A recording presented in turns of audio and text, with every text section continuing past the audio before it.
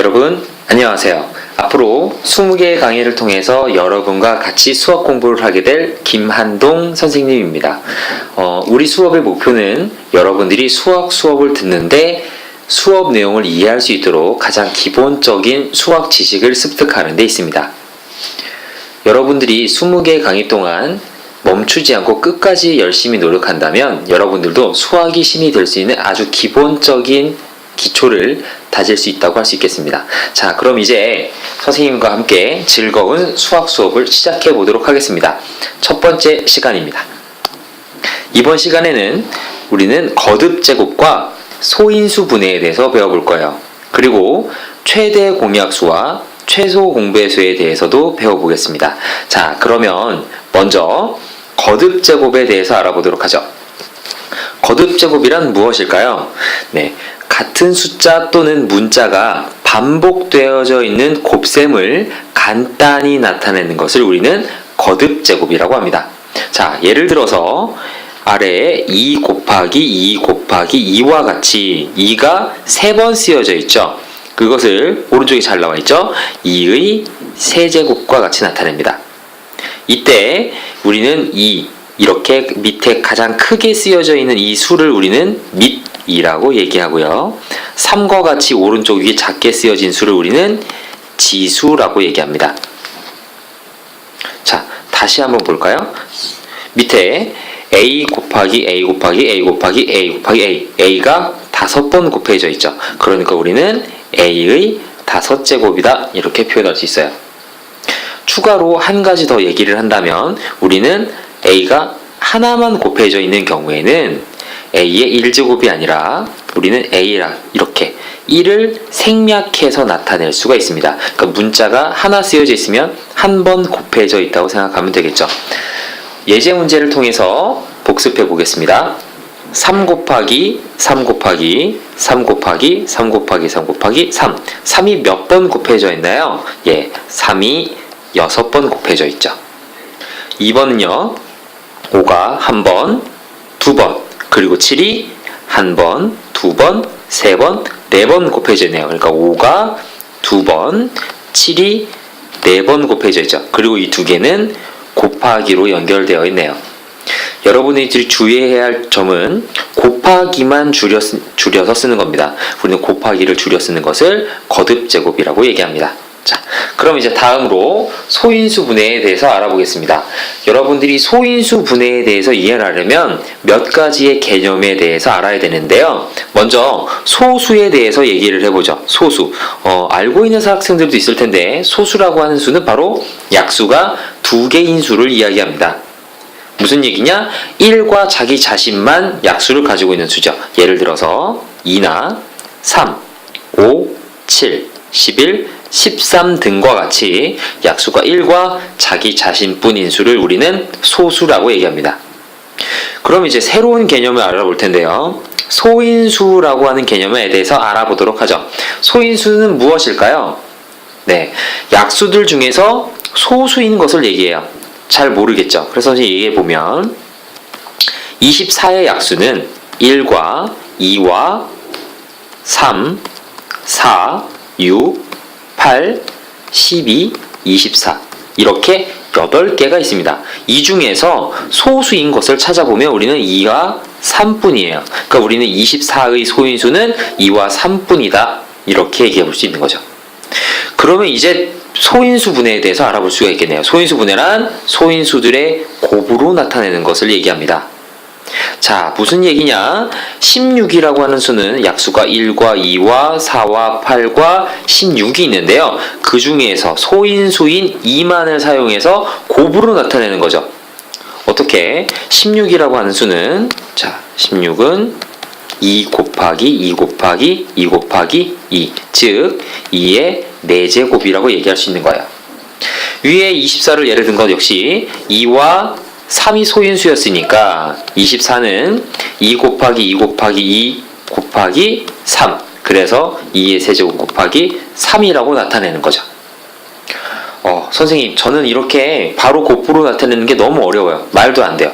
당연히 여러분들은 어려울 거예요. 그래서 이 소인수 분해하는 방법을 지금 선생님과 함께 배워볼 거예요. 자, 어떻게 하느냐. 예로 나와 있는 연습 문제 40이라고 하는 수를 가지고 해보겠습니다. 자, 첫 번째 40의 소인수와 다른 수의 곱으로 나타내는 거예요. 40은 2와 20의 곱인데 2가 바로 40의 소인수거든요. 그리고 나서 다시 20을 방금 했던 거를 똑같이 또 하는 거예요. 20의 소인수와 나머지의 곱으로. 또 10의 소인수와 나머지의 곱으로. 2가 아니라 5죠. 네. 그러니까 이걸 언제까지 반복하느냐? 마지막에 소수가 나올 때까지 반복하는 거예요. 그럼 얘는 2가 3개가 있고 5가 하나가 있죠. 얘네들을 다 곱해주면 됩니다. 즉 40은 2 곱하기 2 곱하기 2 곱하기 5네요. 즉 2의 세제곱 곱하기 5예요. 한 번 더 해보겠습니다. 60이라고 하는 수는 선생님이 나눌 거예요. 2와 30으로 다시 30이 3과 10. 이번에는 2와 5가 되겠죠. 자, 그러니까 60은 2 곱하기 3 곱하기 2 곱하기 5. 즉 2가 2번 곱해져 있고 3이 한 번, 5가 한 번 곱해져 있네요. 이와 같이 소인수 분해를 할 수 있는 겁니다. 자, 그럼 이제 마지막으로 최대 공약수와 최소 공배수에 대해서 알아보겠습니다. 최대 공약수와 최소 공배수 여러분들이 이미 초등학교 때 배웠고요. 구하는 방법도 알고 있을 거예요. 하지만 선생님과 같이 공부할 내용은 새로 배우는 것이 아니라 좀 더 빠르고 쉽고 정확하게 구하는 방법이에요. 어떤 걸 이용하냐면요. 바로 거듭 제곱을 이용하는데요.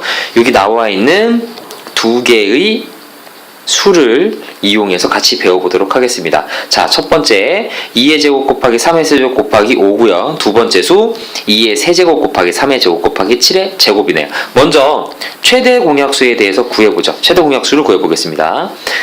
이 여러 가지 이 소인수 분해한 결과 중에서 공통된 밑을 찾아주는 거예요. 선생님 지금 밑줄 친 숫자들을 보고 있나요? 2가 공통되게 들어있죠. 그래서 2를 써줘요. 3이 공통되게 들어있네요. 그래서 3을 써줘요.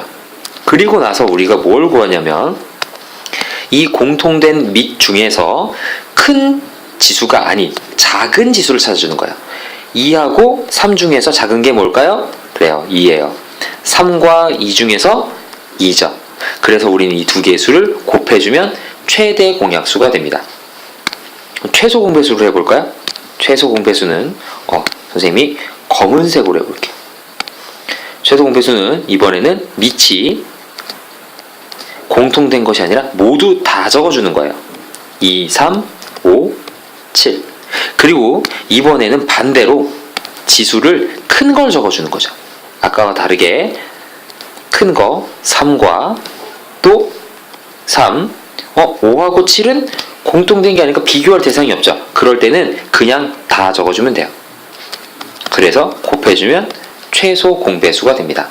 자, 두 개의 문제를 통해서 다시 한번 더 알아보겠습니다. 자, 최대 공약수를 구해볼게요. 최대 공약수 알아보기 좋게 빨간색으로 자, 밑 중에서 공통된 밑을 모두 적어줍니다. 2와 3.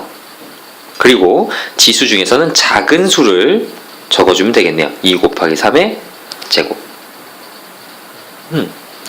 최소 공배수는 어떻게 구할까요? 최소 공배수 한번 구해보죠. 최소 공배수 모든 밑을 다 적어준다 그랬어요. 그래서 2하고 3, 5를 적고요. 이번에 지수들 중에서는 큰 수를 그래서 2, 3 여기는 1 그대로 있겠네요. 밑에 있는 문제를 다시 한번 해보겠습니다. 최대 공약수를 구해볼게요. 공통된 밑을 적어요. 그리고 지수들 중에서 작은 걸 적어요. 똑같으니까 그냥 두면 되겠네요. 얘는 참 쉽죠. 하나 더 해볼까요? 이번에는 최소 공배수를 구해보죠. 밑 중에서 공통되지 않은 모든 걸 다 적어요. 2, 5, 7도 있고요. 11도 있네요. 그리고 이제 지수를 적어줄 거예요. 지수 큰 거 다 적어주는 거죠. 혼자 있는 건 그대로 다 적어주면 되고요. 공통된 아이들은 큰 것을 적어주면 되겠네요. 그래서 곱하기를 연결해주면 최소 공배수가 됩니다. 자, 이렇게 해서 여러분은 오늘 배울 내용을 모두 학습했습니다. 별로 어려운 내용이 아니니까 반드시 집에 돌아가기 전에 주어져 있는 여러분들이 프린트로 준비되어 있는 연습 문제를 통해서 반드시 연습을 다 하고 집에 가실 수 있도록 해주시기 바랍니다. 자, 그러면 다음 시간에 다시 만나요.